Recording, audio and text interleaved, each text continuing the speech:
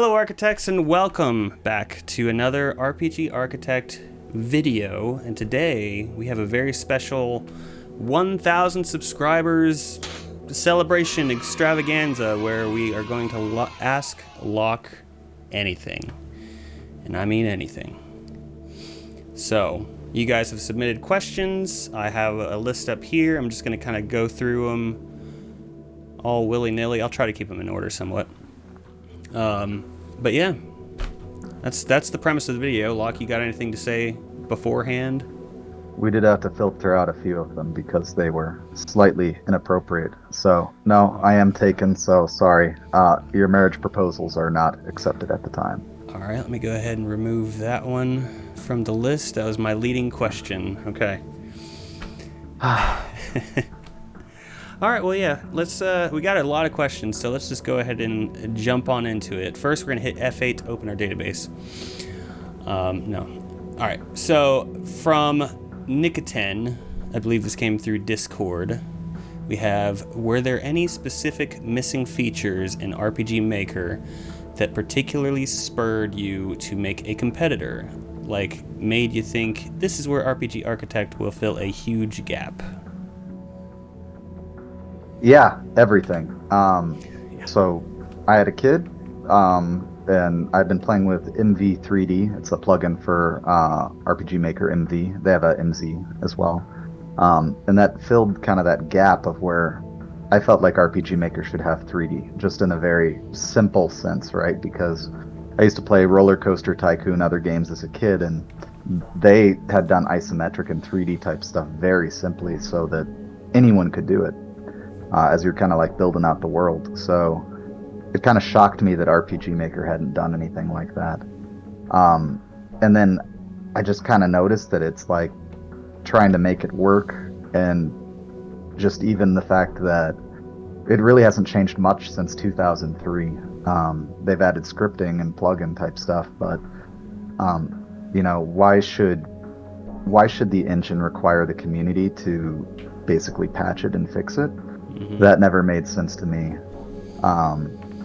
You know, why don't you just, some of these things should just be standard. So the idea was that what would RPG Maker look like if it had actually had some wise development behind it, and it had actually continued to progress since 2003. I think one of the reviews, several of the reviews have said that like RPG Maker 2003 was considered peak RPG Maker, and the developer clearly knows this.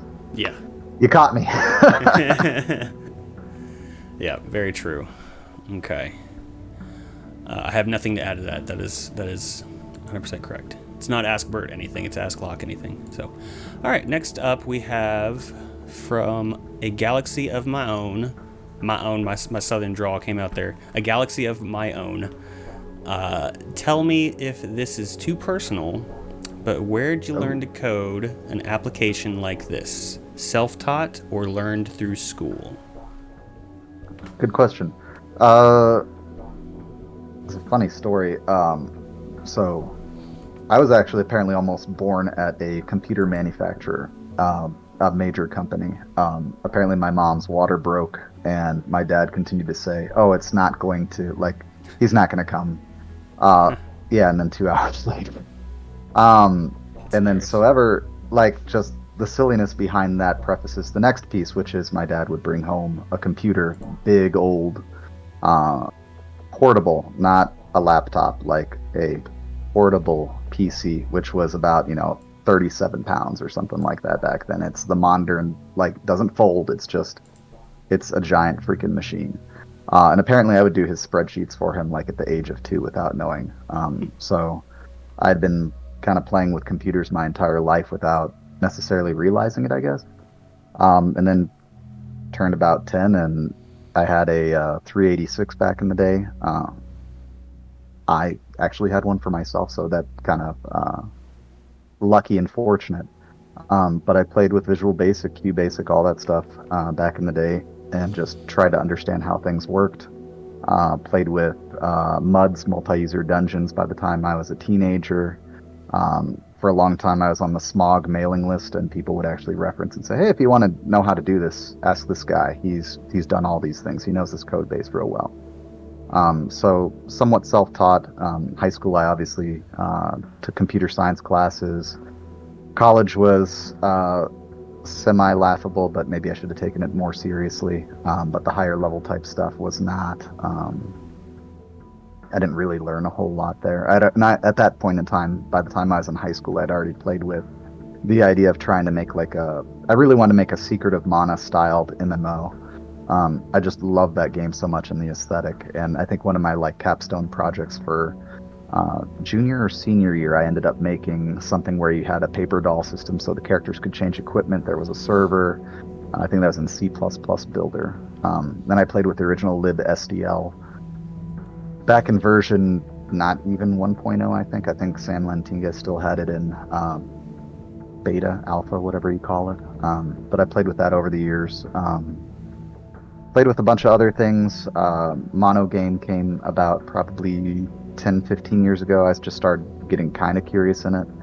But that I was kind of back and forth with things. I played with OpenTK, which is the OpenTAL toolkit, I think, which they have OpenGL wrappers for C#, .NET, that type of thing, and a couple other things that make audio. Yeah, and then eventually came back to FNA just because it had, Mono Game first, actually, and then the first week, actually, in 1 week before our EA release on Steam, I literally ripped out Mono Game and replaced it with FNA just because it was supposedly better for compatibility and all that stuff. Oh yeah, I remember that. I'm sure Bert remembers it. Yeah, yes. Actually, that was a big choice. Sprint. Yeah, Insanity. So self-taught for some degree. I've read some books on it and the whatnot, try to understand things, and then just mostly tinker. So that's a very long answer, but self-taught, but also tinkering and also real world. Yeah, it's all good. I'm expecting a lot of long answers. We may look alike, but we're not related. But we do also, for whatever reason, ramble on. Yes. Southern white guy thing. It's because it's the Led Zeppelin song, Ramble On. Now, you said something about the upper levels of college. You didn't feel like you learned too much, and I can relate to that, basically. Nothing beats experience. You just kind of got to get your hands dirty, whatever field it is. You can go and read books about anything, but you just kind of have to like get in there and learn. I think there was a saying when I went to school for music. It was like talking about music is like dancing about architecture. So it's just anyway. Yeah, and that's not to diminish anything that the hard work my professors did and whatnot, right? Right. There's still soft skills with software development that were learned, but like if you're talking about, how do you build out these layers of a graphics controller or something, it was kind of, there are a couple little tricks here and there I learned, but I think more of that was practical experience. So. Yeah, exactly. Very good point. Okay, well, let's jump to the next one. This is from Combatarique. I'll put it up on the screen probably in editing. But is there a world where RPG Architect could support something like an in-editor voxel art tool? That's a good question. Maybe eventually. I mean, if there is a big enough desire from the community, and if Captain over there also puts in a couple extra requests, I'm sure cats apparently get 3 times the amount of voting power as a person. It's because the 9 lives, 3 times the voting power. Probably 9 times the voting power then. No, there's some kind of it's 3 times. You're good. Okay, 3 times. We're good. So the answer is, I guess, maybe. I haven't really looked into anything like that. I think RPG in a Box or something does something similar where it's all voxels. I'm just kind of the belief I want to build an engine and an editor that work really well. And if there's a desire eventually for like a character maker, that type of thing that puts things together, stitches things, I don't disagree with that. It's just not my top priority. The idea would be that, again, an engine and an editor that just work, plug in what you want. Kind of even like RPG Architect's entire philosophy, like kind of right now, is that I don't give you a whole lot of resources or templates. That's kind of been on the last on the to-do list. And that's just because I think there are enough talented artists out there that I think the RPG Architect ecosystem will be a little bit different than Maker, because Maker, they have plugins and you still have art assets and the whatnot you can get. And I think Architect it's just going to be art, right? You shouldn't have to do all these crazy things with your plugins or just to patch something to work. I've humored the idea of like first party artist type things. So, you know, someone like Bit by Bit Sound would not qualify. Obviously, they would not be. They'd probably be low tier. They'd have to pay us for advertising. But Yeah. you know, something like Nobuo Uematsu, you know, we might consider letting him be first party. You know. Understood. Yeah, Bit by Bit Sound doesn't qualify for much. Wait, why did all the sound just disappear from my repository? What? What? Sorry, can't hear you. Okay, we got. I'm gonna jump to some YouTube questions. I got a couple more from Discord, but we're gonna jump users here. All right. Just, I should probably cross these out as I go. I'll do that when you're talking. Okay, next question. Okay, I think it's Meout 236. Meout. Okay, yeah. They said, "Hey yos, I have a question. Do you think it's possible to have local multiplayer sometime in the future? And what would that kind of be like? For example, Secret of Mana has some local multiplayer, but it's because of the game type it was. But I don't know if that's possible with the Dragon Quest, Final Fantasy type movement in combat? Question mark. Okay. So I think, yeah, you can probably be pretty close to doing that right now, to be honest. You could just set up additional virtual keys. You set up additional virtual keys, right, for your extra player. Maybe hook it up to a gamepad or something like that.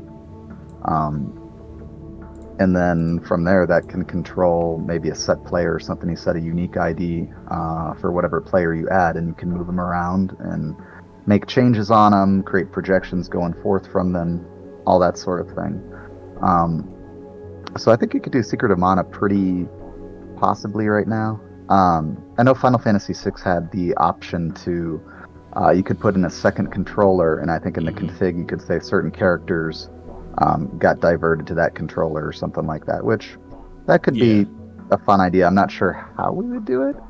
But I think, yeah, eventually it would be really cool to do something like that. I don't think there's going to be native support probably for it initially, just because probably 1.0, it's not going to make it for 1.0. And then the big selling point for post 1.0 is going to be the tactics battle system, which might just happen to answer someone else's question.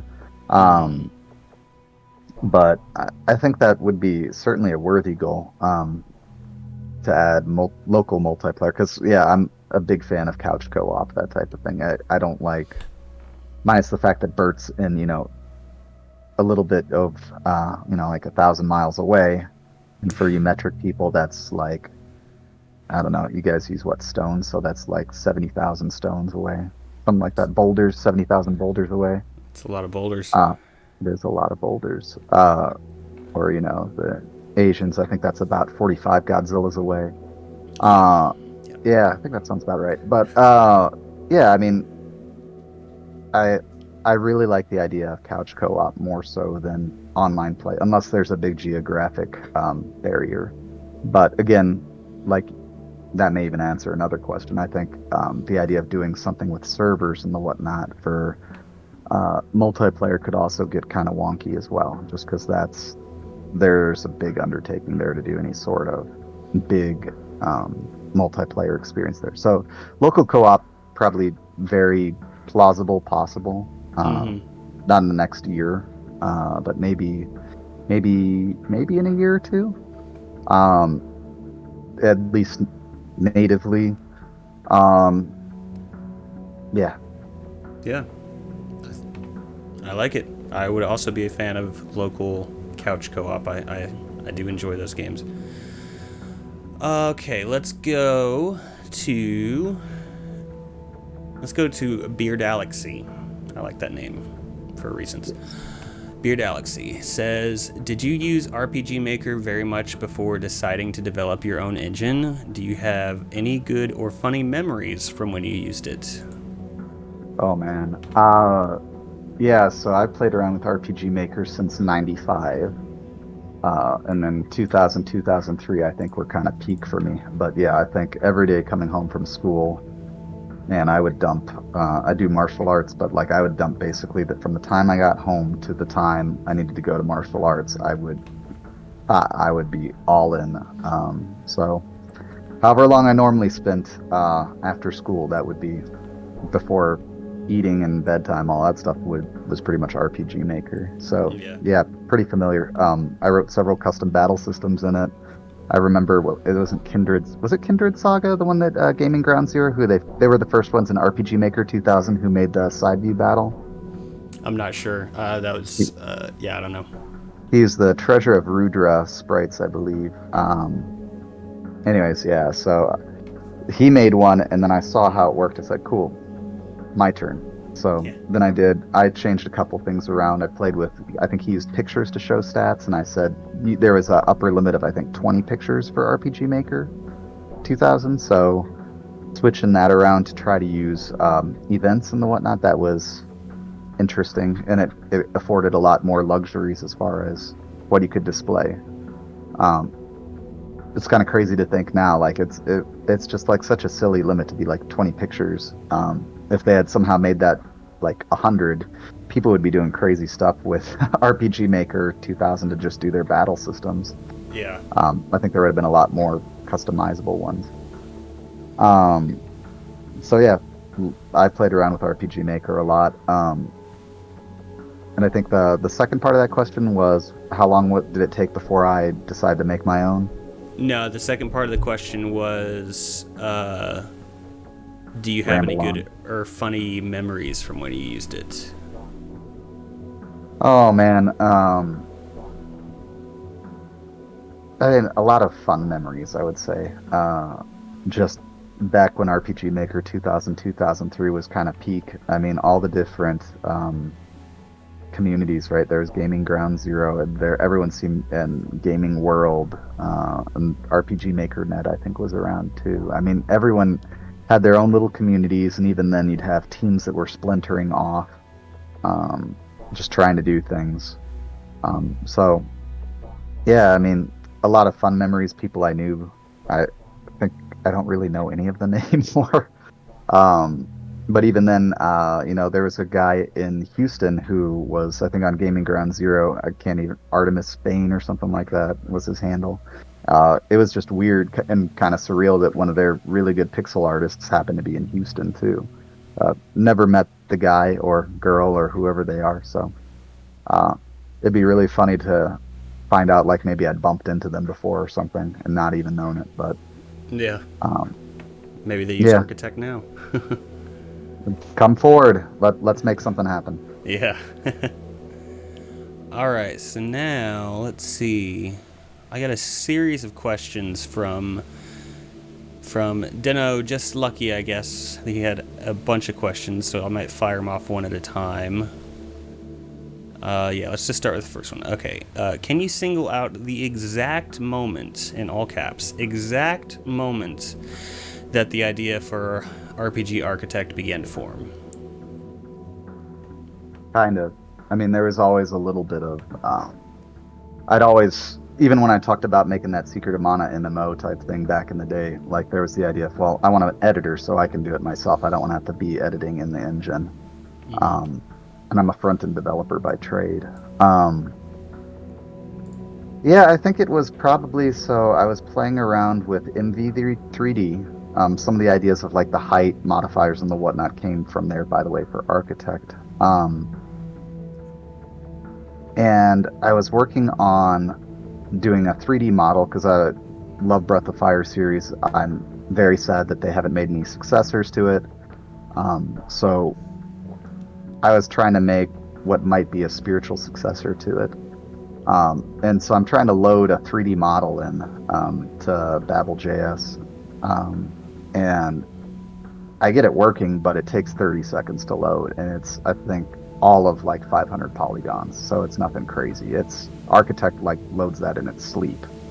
And I was just like, man, this is not working. And I'm thinking like, okay, well, what's the problem? And I'm looking, and it's just MV3D is fine. It's just MV's engine itself is just so, it's JavaScript, it's interpreted, it's not fast.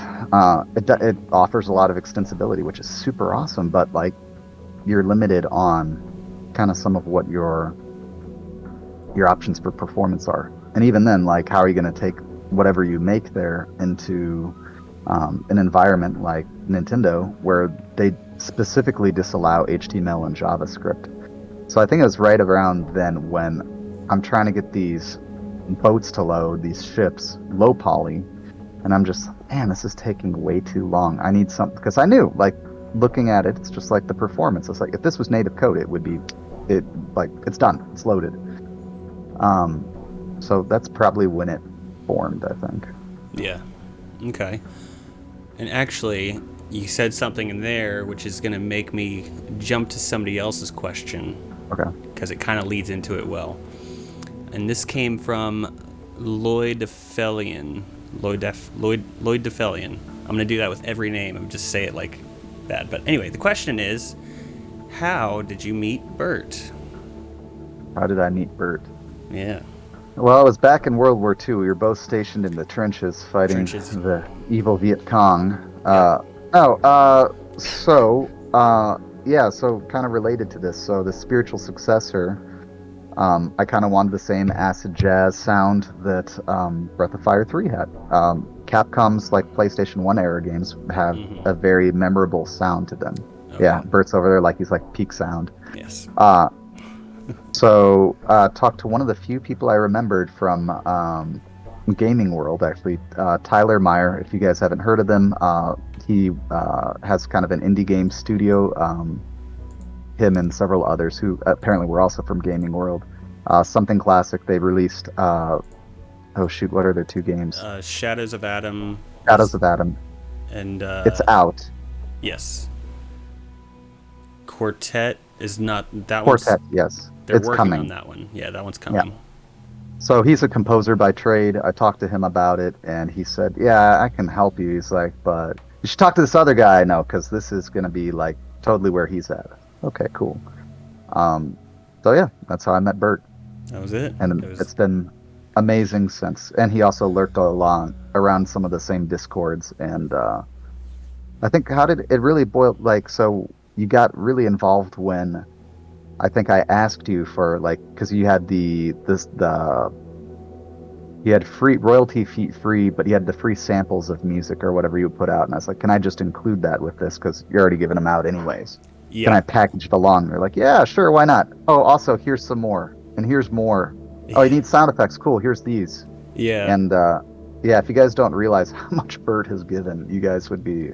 I think it was 5 songs originally, and I think we're up to like 40 something now. So yeah, it's somewhere around there. Sound effects.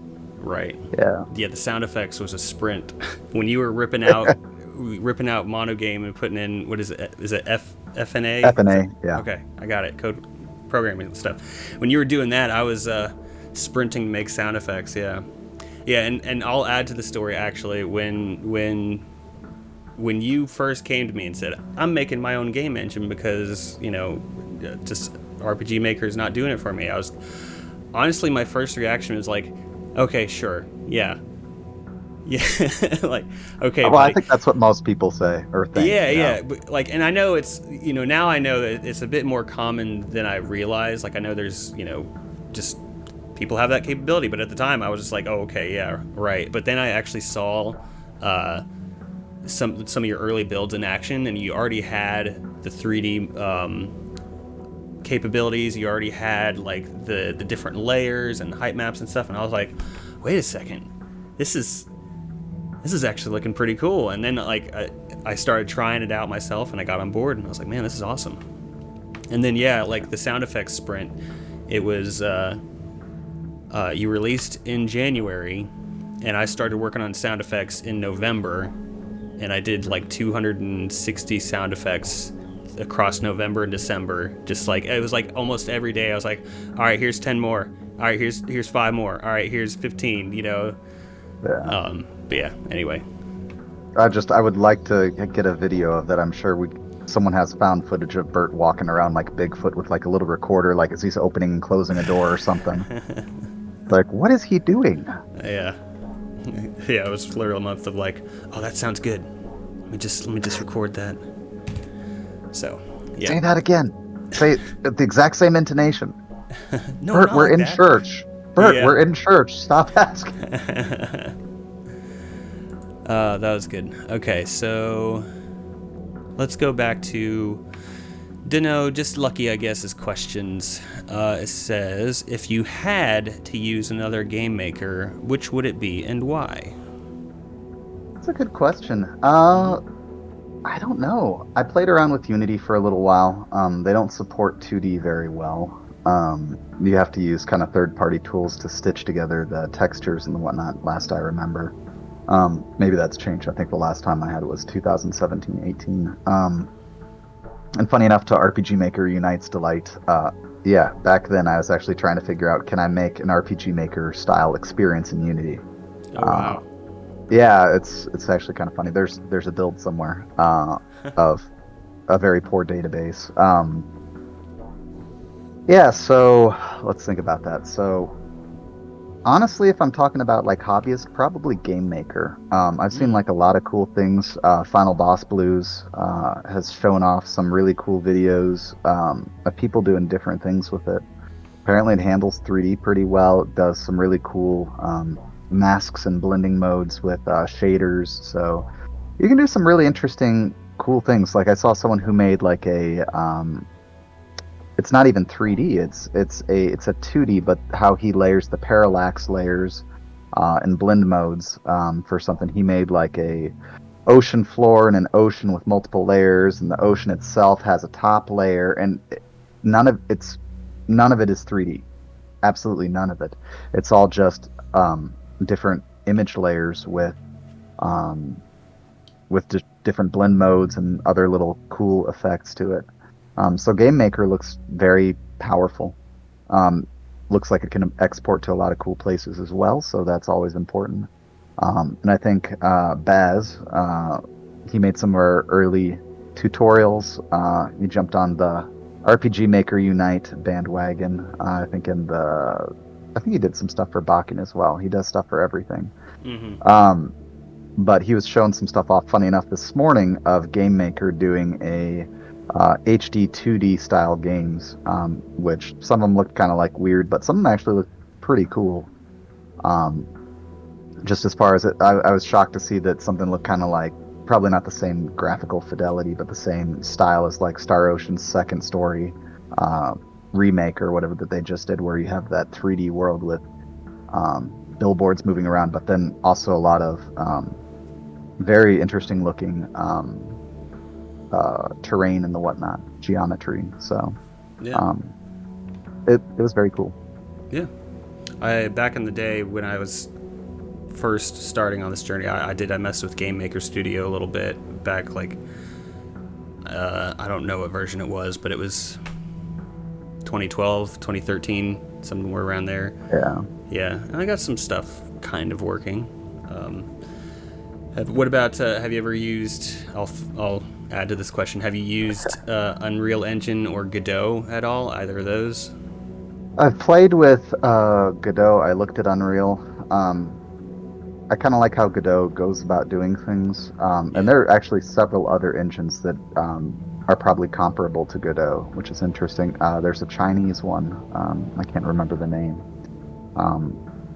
But a lot of the funny thing is our physics engine that we use, Beppu. A lot of people hate Unity or Unreal or any of these other people's physics engines, so they will use Beppu. And so there are tons of people who pop in and be like, "Oh yeah, we're using this. It's like, wait, who are you? And find out there's someone like from actually a pretty big studio. Yeah. So pop into the Beppu Discord if you just want to see interesting things every now and then. Yeah, there are a couple others, and they're all kind of like node-based, which is kind of how Godot went. Unreal I've looked at. I know it has really good performance, but I'm a little scarred from... I I think it was Unreal 3, just listening to this horror stories of trying to port from Unreal 3 to 4, and just like the Unreal 3 netcode did not work, period, apparently. So people would use it, find out it didn't work, and then ultimately say, okay, we have to roll our own, but sometimes you couldn't even do that. Like Mighty Number 9, the Mega Man successor that everyone was so hopeful for, and then not. One of the big issues that and obstacles that had was Unreal 3. Oh, I didn't know that. Yeah, yeah. So they ported some of the stuff forward to Unreal 4, but that was a labor. But that's why I don't think it hit half of the milestones it was supposed to, and that's why I didn't go to half the platforms it was supposed to either. So wow. The more you learn and stuff. Yeah. And that may just be an excuse for the developer. That's maybe what they've said, but I've heard stories from other people in the business. So okay. Let's jump back to a Discord question. Another one from Nicotin. It says, asking as someone who came to the software very recently, post EA, how do you decide your priorities in development? Like when you didn't have a lot of people requesting features or submitting bug requests, was there something that guided you in determining what features were most essential?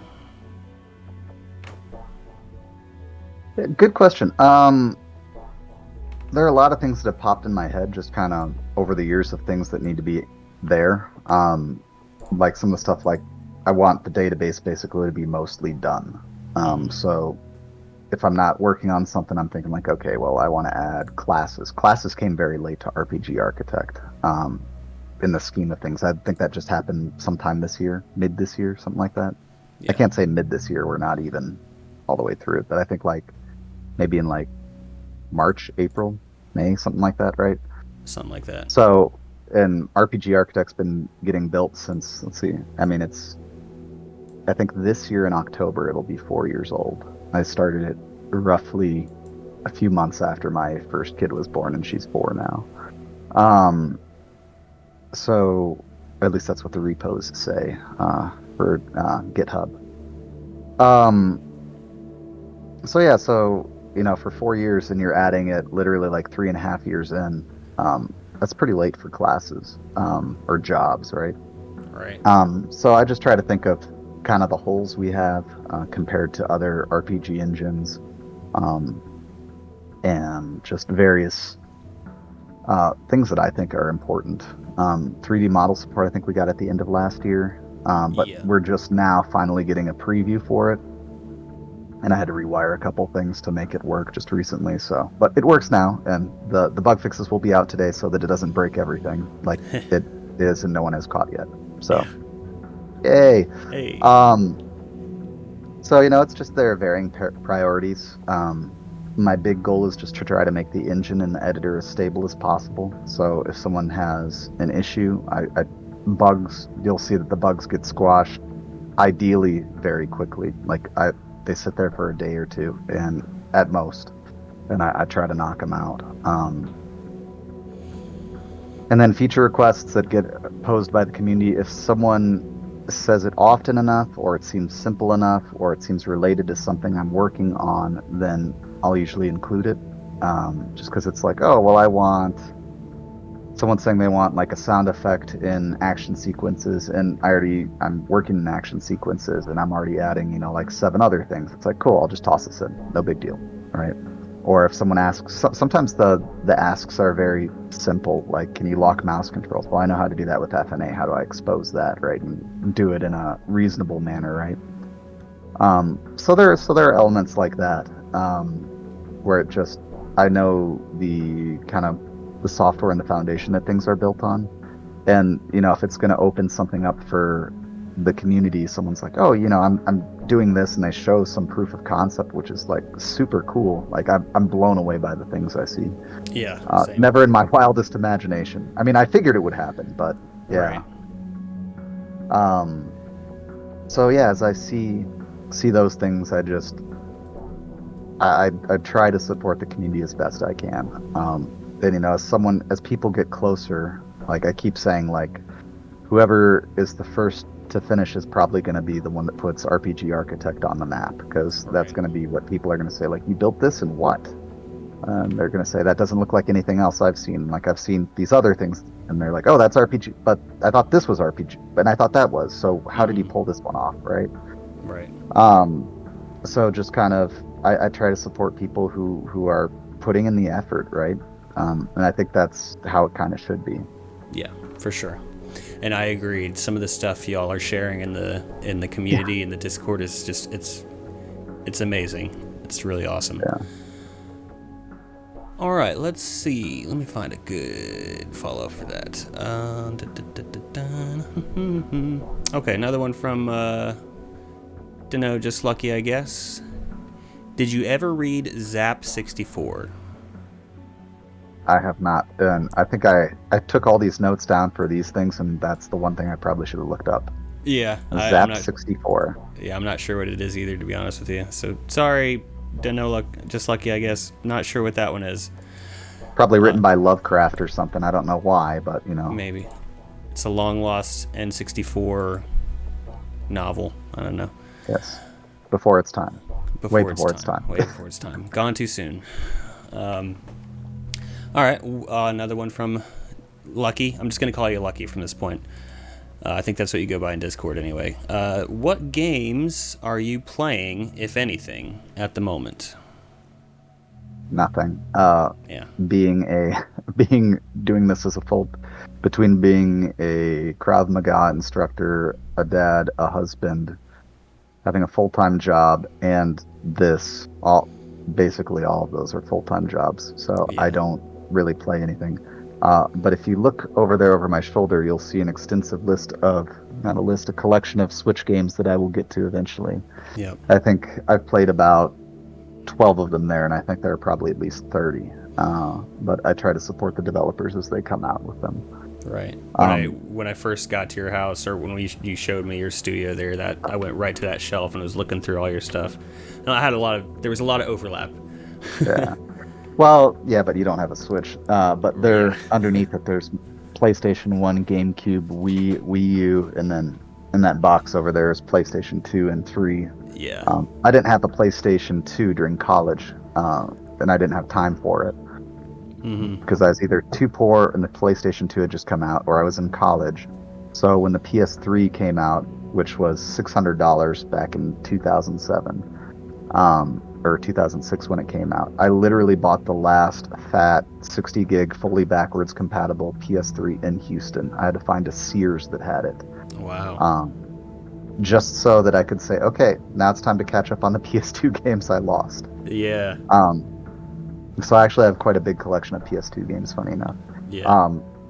That said, as soon as the Switch 2 comes out, I have a feeling there are going to be a number of games I will probably be picking up.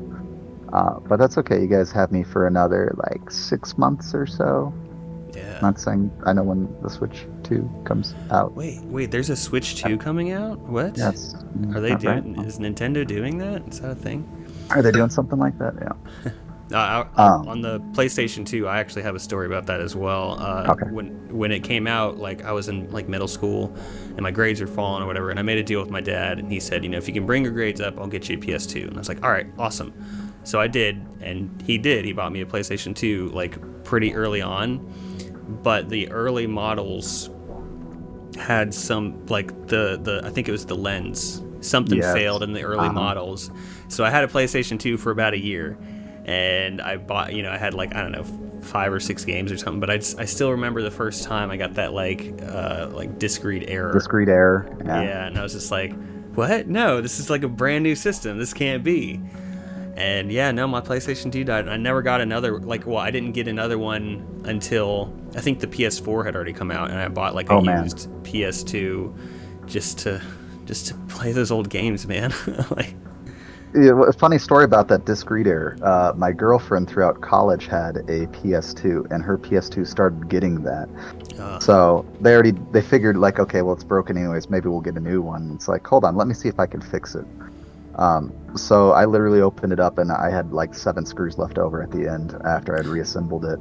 I pulled the thing out, I cleaned off the lens, and then actually used Everclear, froze that because my brother had set, he was a karaoke DJ and he talked about restoring bad CDs and the whatnot. So you use Everclear and you freeze it apparently after you rub it in, and supposedly it evens out the finish or whatever. Popped it back in, and I mean, she and I dated for like another couple years after that, and it kept working. So Oh, wow. That's yeah, awesome. so it's repairable. So Yeah, I tried so fixing anyone mine. out I there with didn't an get it. original PS2, you may still be able to fix it. Okay. Well, I still got my old one. I just, I don't We'll know. have a follow up to this video. There you go. Yeah. All right, that was good. Let's see. We'll go to. Oh, and then to fully disclose, as soon as a new Xenoblade game comes out, or Xeno, Oh, whatever, by Tetsuya Takahashi, vacation for me. Sorry, guys. yeah. No, 100%. 100%. Uh, let's see. Okay, another one from Nicotin. How do you decide how low level you need to go to get the level of flexibility you want the engine to offer? Is there a benchmark or line you draw where you feel handling something in a particular way would be too cumbersome for the for the target user base for this software? That's a good question. I actually don't. I just try to expose as much power as I can. The idea is there's an old kind of mantra by Bjarne Stroustrup behind C to C++. He said with C, it's easy to shoot yourself in the foot. And he said with C++, you're carrying a shotgun. It's harder to shoot yourself in the foot, but when you do, you blow off your whole damn leg. So I like to think, yeah, kind of the same thing for RPG Architect. Like it's like I want it. It's probably easier to shoot yourself in the foot, and you're using a shotgun now. And with RPG Maker, you might accidentally hit your toe with like a BB gun or something. But I just want a lot of power, a lot of flexibility because I just think to the fact of how people are doing things in Maker, right? They use plugins and they're plugging into different facets of it and adjusting. So is there a way that everything I do can support that?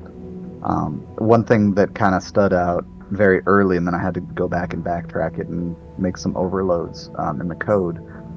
But there's a concept of variable OR value or switch OR value. And the idea behind that is I want you to have the opportunity to say, like, I want this at a set value that you just know, like, oh, the value's 32, whatever. But there's a possibility that, oh, well, maybe I want to make it change by whatever amount because it's like maybe that 32 corresponds to how tall the character is, right? And they're like, well, maybe there's a potion or something that makes him 48 now or 64, bumps it up, whatever. So how can I support that without someone having to write like a conditional block over and over and over and like if this then this, if this then this, and it's the same call. So that's kind of where some of that actually came from, just for the sake of like give the user more customizability, right? Yeah, so some things are super low level, and honestly, even the engine itself, if you open it up in a C# disassembler and the whatnot, or just load it up in IL-Spy or something, you can look at the low level.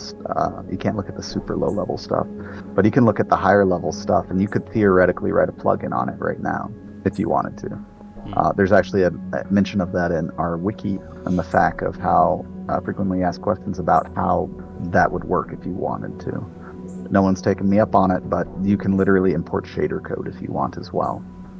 So you can get shaders, you can manually load up pretty much anything. You could almost pretty much, there's an RPG layer on top of it that manages a lot of things, and you'd have a long way to go. But if you're writing your own data and all that stuff, you could literally use the engine if you wanted. Okay, yeah, I'm gonna second that. This is a call to arms, community. Somebody write up a shader plugin to give it the PS1 kind of wiggle. You know what I mean? I don't know if it's Man, really even necessary. you have to use HLSL version 4 and under, so shader language, I think version 4. So whatever, I, basically the best you can get is XNA. But on the plus side, since we're using FNA, SDL3, which is libSDL3 coming out soon. I think it's actually technically out, but it's not super widespread. They're adding a neutral shader code that will support a lot of newer things. And at some point, RPG Architect will probably have the classic shaders that'll like it's going to work on everything that you've had basically up until this point. Like because XNA literally would work on like a 2002 machine, right? I think they made it to be compatible with even the original Xbox. So it's old.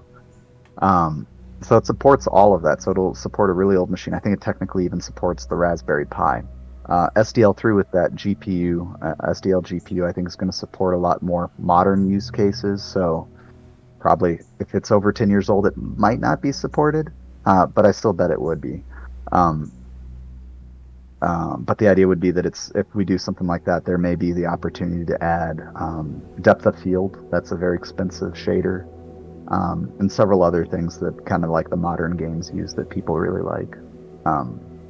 But again, to that point, you could theoretically add shaders in there if you wanted to. Yep. And I want a PS1 shader. I want the jiggles, the PS1 jiggle. All right, guys, give him his jiggles. Okay, so here's actually one. This probably would have been a good follow-up one for the what games are you playing? And you said not much because you have so much going on. But the question is, another one from Lucky. How do you juggle work and family? Oof. I don't. My wife takes care of everything, and then I do this. No, I just try to be really disciplined about it. Again, martial arts for basically all my life. Just the idea of being very good at time management. So understanding like kids get home, right? So that's the time to play. Making sure my partner, my wife, is very understanding. Like, hey, this is my other gig. She's very supportive. And kids need their mom too, right? So there's that benefit. But kids need their dad too for play. So it's like, if we play hard. It's a good time. But bedtime, bath time routine, that type of thing. Sometimes my wife is very wonderful and can take over. I try to help. I want to be present there for my kids. That's super, super important. Mm-hmm. But after work, there's only a couple more hours that they're theoretically awake, right? Before all that stuff. So that gives me theoretically another 3 to 4 hours I could work on things, and sometimes I'll wake up before they're awake. Yeah. So I just try to work around their schedule, I guess, if that makes sense. So right. They're still and really, work schedule. Yeah, they're still really little, so you got that evening time still. They're not staying up till 11 o'clock. They're not doing that or dating until they're 30. So right, there you go. So RPG Architect will be past that 10-year point at that point. Yeah. But I'm sure people will be getting updates after that. So. Right. All right. Just got a few more here. Another one from Lucky. What are your favorite and least favorite aspects of modern gaming? As much or as little detail as you'd like. I think that it's being overproduced. Like the AAA studios and the one that's spending that large of a budget. And I think that we've lost a lot of classics. I mentioned it earlier, Mega Man, Breath of Fire. Great franchises. I know Breath of Fire is not as big of a deal, but it does have kind of a cult following. Oh, yeah. But even Mega Man 11 was fantastic, and it's been like 6 years, something like that now, since they've released another one. It's like, dude, you had all of that run, like, you had the hype built up. It was the best-selling Mega Man game ever. And you could have made Mega Man 12. I mean, they made them on the Nintendo basically every other year, minorly modified the engine. Mega Man 11 was a soft reboot. Like, dude, just give us more of that. No one's going to be upset at all. Mm-hmm. So I dislike that a lot of franchises have been that are a serial that are kind of being abandoned when like the fans aren't really asking for much other than give me a new skin on it, give me some new stuff. Like I love it. You can throw in new challenges. And some of that's been taken care of by like I think Mega Man Maker, Mario Maker, that type of thing. So fans can kind of make their own, but it's not first party, and generally you're limited on what you can do, right? So there's like that thing that I kind of makes me frustrated. I mean, even Final Fantasy VI was a very rushed game, and I think it's one of the first open world JRPGs for the latter half, the second half. The If you've never listened to the story of what happened with the development of that is insane. It's basically what happened to my favorite game, Xenogears, right? They ran out of budget, ran out of time. They're like, time to ship. Okay, how do we do that? Yeah. Um, but I think it made Final Fantasy VI really awesome. Like that was one of my favorite games, and it's always like I can't wait to get to that second half because everything opens up. And I think from that flaw, something magical kind of happened. And Xenoblade kind of does that, where everything's open world. Like I love that aspect of it. And the quests and stuff you do, and it will take you from each point. So you'll hit every part of the map, and once you hit all the key points, the map will open up, and you'll see everything. So it appeals to some of the completionist people like myself. But there's also other games like Fallout 3, I think was the last one I played, where there's just a ton of extra map, and you're never gonna. Okay, you probably can unveil it all, but it's just so massive, and there's a lot of empty space that doesn't have any pertinence to it whatsoever.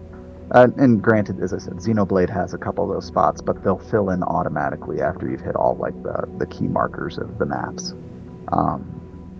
So yeah, I think that open world is good so long as you have content to fill it. And like, so I'm a big fan of some open world games, but also just a real strong narrative. I think a lot of games are also kind of missing that. So there's again mindless stuff like Mega Man. Like I don't care, right? I just play as Mega Man or X or Zero or whatever. Like go through, shoot stuff, cut Mm-hmm. stuff up with your lightsaber. Like cool, done. Don't Yep. You don't need much more for that. Yep. Show me the new armors, right? Um, yeah. So, but then a narrative, right? And just having good gameplay. That's Mm-hmm. actually probably another good thing. Like Castlevania Lords of Shadow, amazing gameplay. Lords of Shadow 2, I should actually mention, minus the stealth sequences. There's some stupid moments in that. But the gameplay was actually really fun. That's what I felt like a Symphony of the Night in 3D would and should play like. But the game, the plot was terrible, and well, it wasn't terrible. It was they had some good ideas there. It's kind of like the 2016 reboot of the Ghostbusters. Like the first 15 minutes, you're like, oh, okay, cool. They're going somewhere with this. This is actually not bad. They've got some ideas. And it's like, nope, abandon it. I have no idea what happened to whoever was the director or the writer. Like, nope, throw the rest of it away and do something different that doesn't work. Even Mass Effect 3, right? The people are still pissed off about that ending to this day. Like, oh, we thought all the efforts of everything we had done for the first 3 games would influence the ending as they promised, and the ending is you get maybe a couple different images and you get a red, green, or blue ending. It's like, Mm. come on, guys, like spend a little more time on your narrative, right? Yeah. Even if it takes another 6 months. So, and I think that's a symptom of these big AAA studios and the whatnot having get this out. You are expected to do this, but you see something like Octopath Traveler, right? Which is it's 2D with some 3D environments, very similar to something else I'm aware of, right? Uh, yeah, Bert's thinking, huh? I feel like we've seen that before. Mm. But Octopath Traveler, I don't think realistically it probably cost a whole lot to write. Yeah. The graphics aren't high fidelity. The shaders maybe, but some of them are probably canned. You have some environment designers, some story writers, and I mean it's. I would suspect that the production costs of that are very similar to Super Nintendo Final Fantasy if you adjust for inflation, maybe even less. Mm-hmm. Um, so I think some very good games can be made for not having to go with that AAA. And I think that the idea of just getting higher fidelity graphics, better sound, like who cares? Like Yeah. graphics are amazing enough, right? The Nintendo Switch basically proves that. So Yeah, yeah, and it's there. There's. I kind of talked about this a little bit at the Comic Palooza thing, but mm, yeah, I mean, there's such a drive in AAA for higher graphics, like you were saying, and really, like what they should be aiming for is like a solid art direction. Art direction make is it greater than fun. graphic. Yeah, make it Make it fun. fun. Make Make it a it good fun. experience. Done.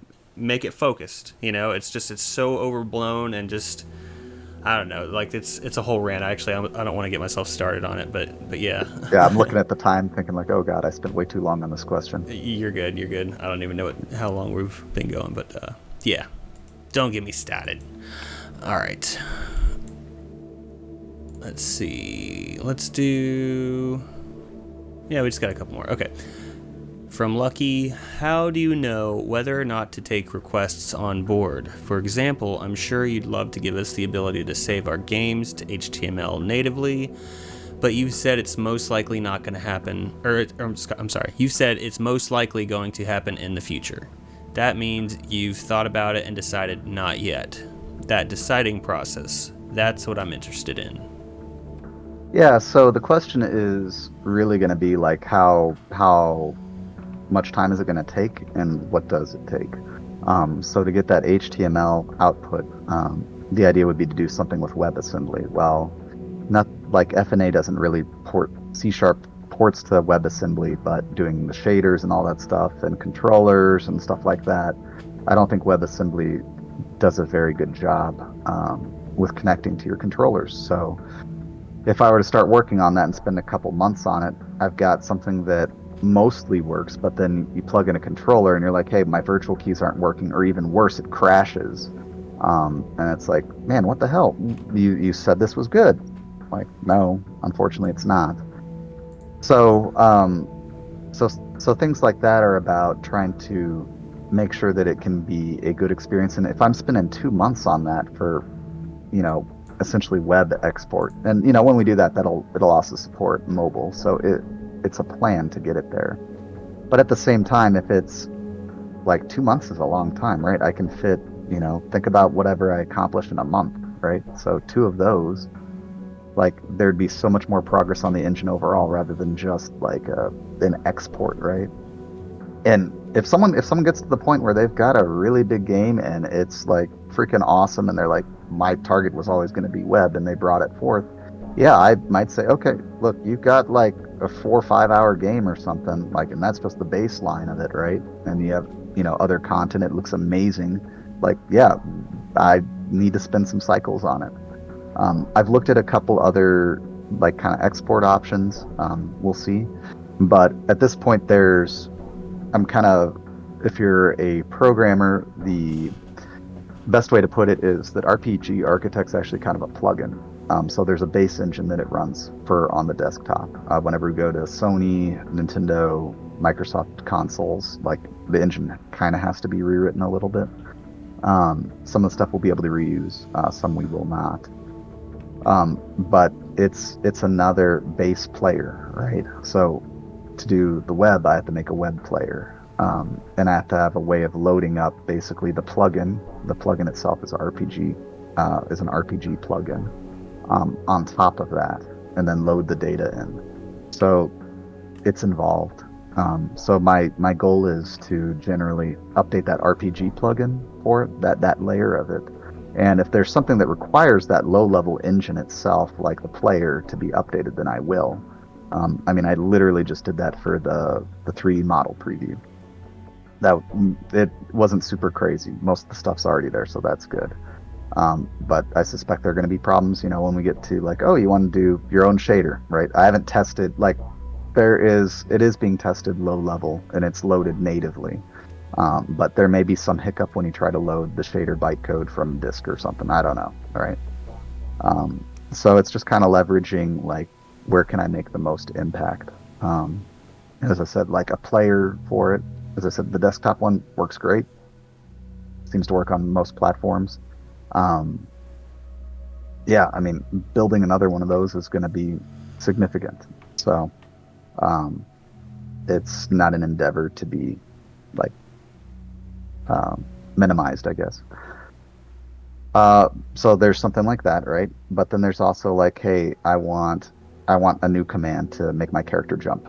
Okay, cool. Like that's a lot more simple. And, that's a lot more simple than say, like, I just want this I want a new database entry or a new set of items in the database. But, simpler than all of those may just be like, hey, I just want this one simple option. Like you're jumping and I want to be able to control it.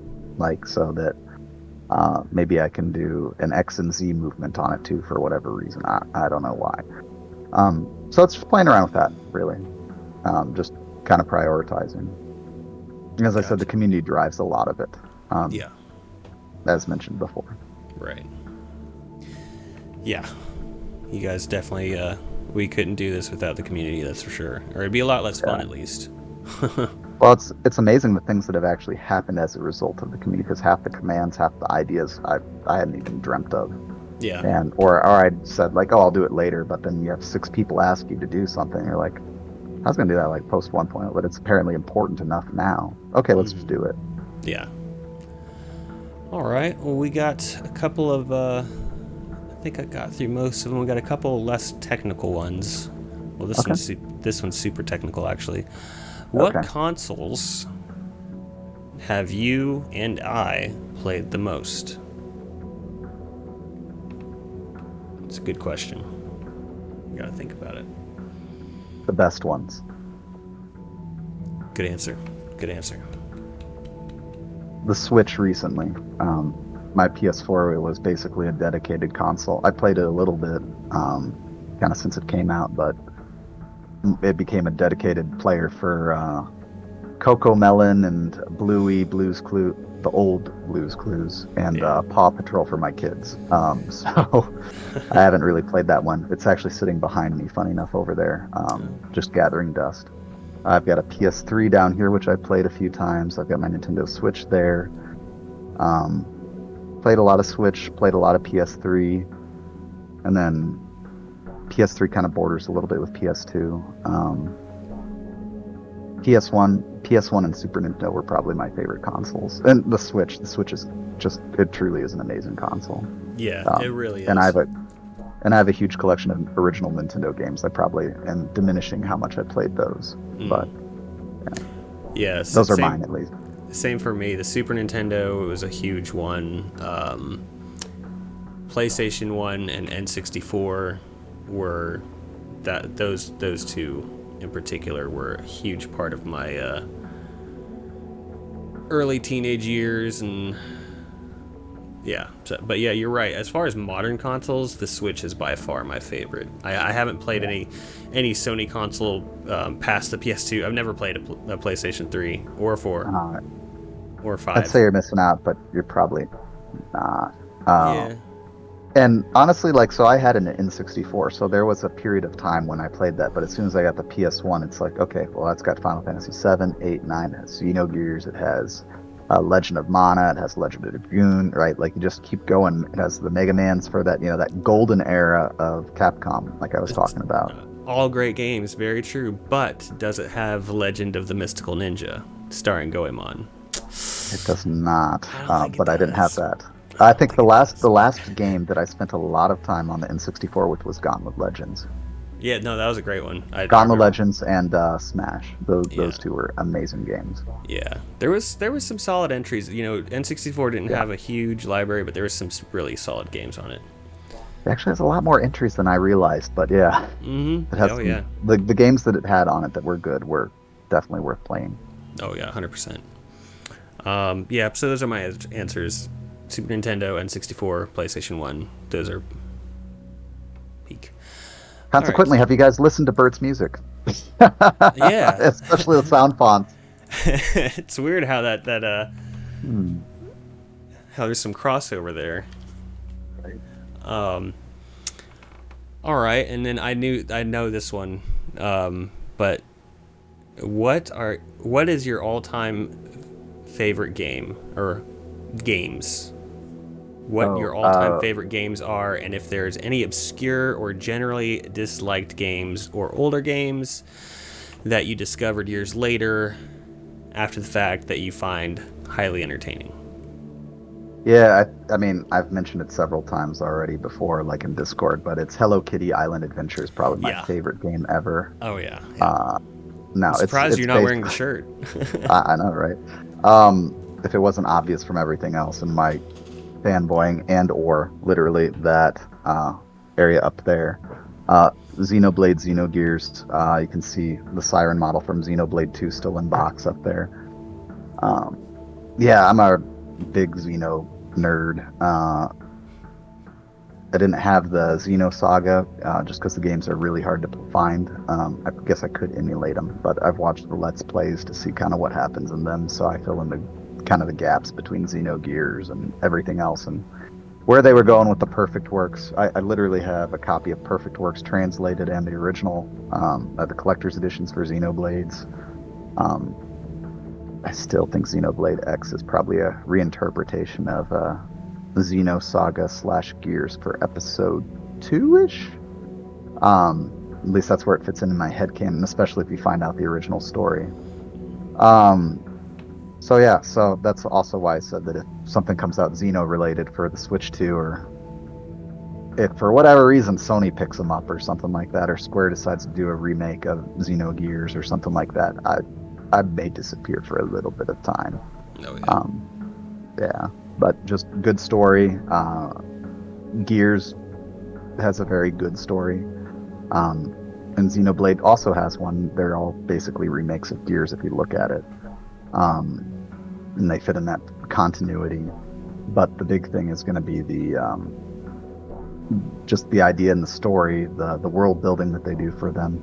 And Blade, I think, does an amazing job with the world building tied to how the characters fit in that world and the environment, as well as the sheer mass of the environment as well, and the exploration. So Yeah. I think I'm not sure if this is also directed at me, but I'm going to answer it anyway. I think for me, one of my favorite series for a long time was Final Fantasy, and the first one I played was 8, and so that one kind of had like a special place in my heart for a long time.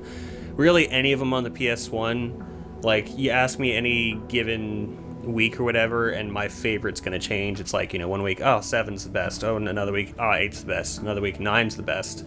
Tactics, that's where it's at. So it'll Chocobo Dungeon. That's the one. I haven't played that one actually, but so the Final Fantasy series has been a huge influence for me. Um, it's not really super obscure these days, but I mentioned before, Mystical Ninja starring Goemon is such a great game, dude. It is so funny. I'm gonna have to pick that one up. I've played it so many times, and I still chuckle. Like, it's just so over the top. Yeah. First time I was ever exposed to like Japanese culture like that, or one of the first, I should say. But yeah, I'm trying to think of other obscure games. Can you think of any obscure or generally disliked games that you discovered years after the fact? I mean, Xenogears was one of them, right? So Okay. I didn't play that till it had already been out for a long time. Okay. Quantum Fighter was interesting. That's a Nintendo game. I don't know if it even got released here. You play as a virtualized Kabuki warrior, and you use your hair as a whip. Oh, that's cool. It's interesting. It's fun and it looks great. It's not a fun not a fun experience. It's very difficult, but I Yeah. thought it was. Yeah. Yeah, I can't think of any off the top of my head, unfortunately. I should have read these questions beforehand and had some answers ready, but I didn't. It's all good. Yeah. But okay, well, I think that is all the questions we had from the community for now. As soon as we finish recording this, I'm going to go and look, and there's going to be like 5 more questions. We'll do it in post. We'll do it in As post. we joked at the beginning of this. Yeah. All right. Well, cool. Well, anything else you want to add before we sign off? No. Oh, yes. Don't forget to hit that like and subscribe. Smash that bell. Make sure it goes straight to your inbox. Direct it directly into your veins. There you go. Yeah. Yes. I think Couldn't have that's said it. it. I think that's it. buy your copy of RPG Architect on Steam. Yeah, What else that's do you right. say? Oh, I Y- have been Locke. You have been amazing. yeah, and I have Bye been bye. Bert, and you have been amazing. And we'll see you on the next one. Bye bye.